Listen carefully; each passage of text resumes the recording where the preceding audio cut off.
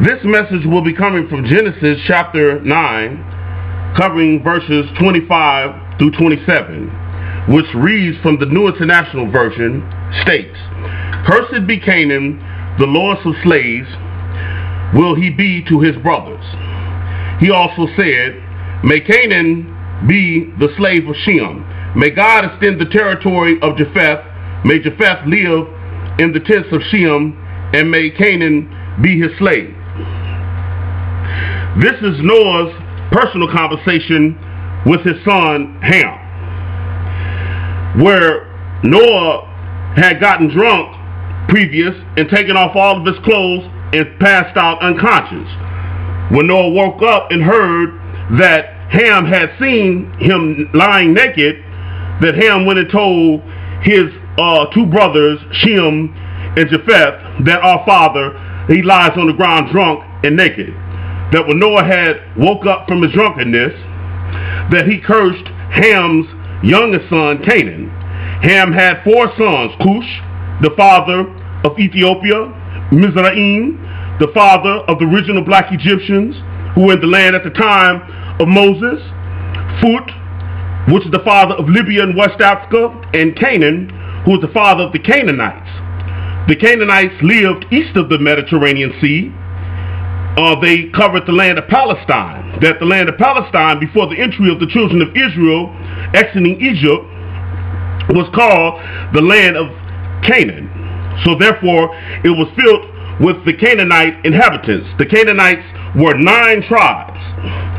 So therefore, Noah did not curse any type of people or any tribe of people. He only cursed the Canaanite tribe only. The Canaanites were not in Africa.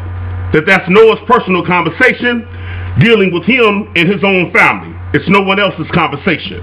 For anyone to be in this conversation teaching on conducting slavery, if it's not referring to Canaanites only, because these are Noah's own words in Genesis chapter 9. Turn with me over to 1 Timothy chapter 6 at verse 1, written by Paul. Paul was a Pharisee who Jesus had stopped on the road to Damascus in Acts chapter 9. In Paul's statement, he wrote to Timothy a letter for him to teach Christian slave converts what to teach their slaves.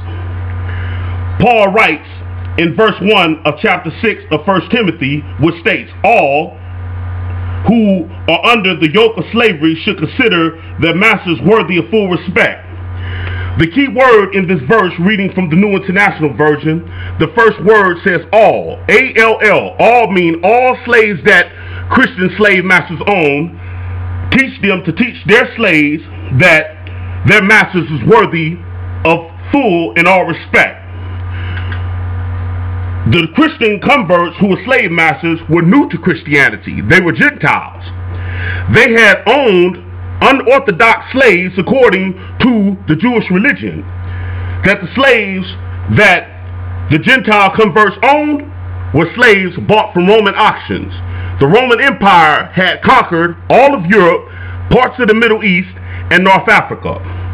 The Roman Empire sent letters to every tribe of people around them that if they would not pay them tribute, which is taxes, by force to Rome, that if they had to enter their country, that they would be forced into slavery. So all those who did not submit were slave auctioned to all of the Gentiles around them.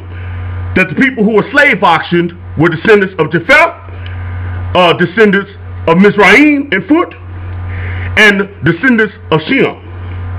The Canaanites had been dispersed when they were raided by the Assyrians and the Babylonians in the Old Testament.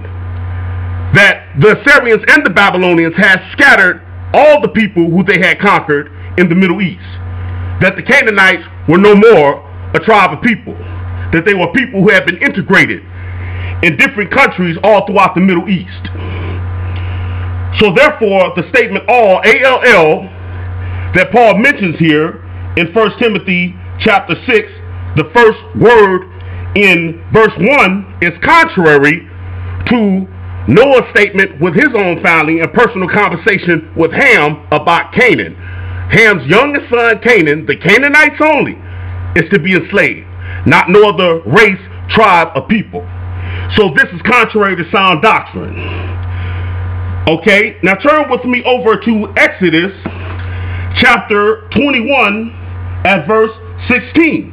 This is Jehovah speaking to Moses, giving Moses instructions on what kind of slave in the religion of Judaism, the Old Covenant, can be owned. Okay, Exodus chapter 21, 16. This is Jehovah speaking to Moses, which states, anyone who kidnaps another and either sells him or still has him when he is caught must be put to death. So it's saying that if a person sells a person who has been kidnapped, whether he be war captive or whether it be a person kidnapped, that person who is caught with this slave who is a born free slave must surely be put to death.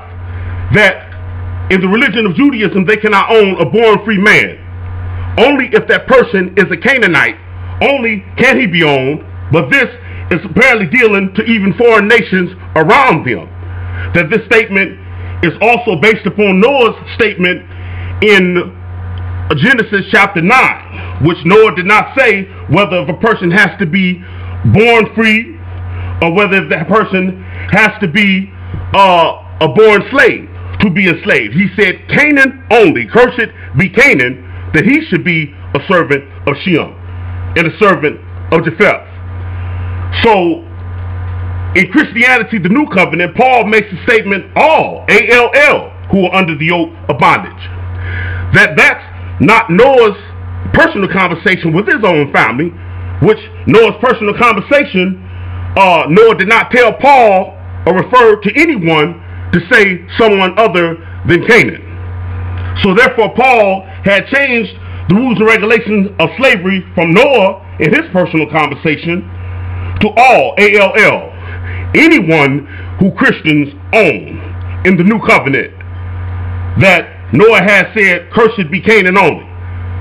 That Christianity had practiced slavery in the Christian church incorrectly, contrary to Noah and contrary to Exodus chapter 21 and verse 16, from the time Paul sends 1 Timothy chapter 6 verse 1 to Timothy to teach Christian slave owners, to teach the slave converts who convert to Christianity, that these were Gentiles who owned other Gentiles that were not Canaanite descent from the time of 1 Timothy chapter 6 at verse 1 to 1862, Abraham Lincoln and the Emancipation Proclamation.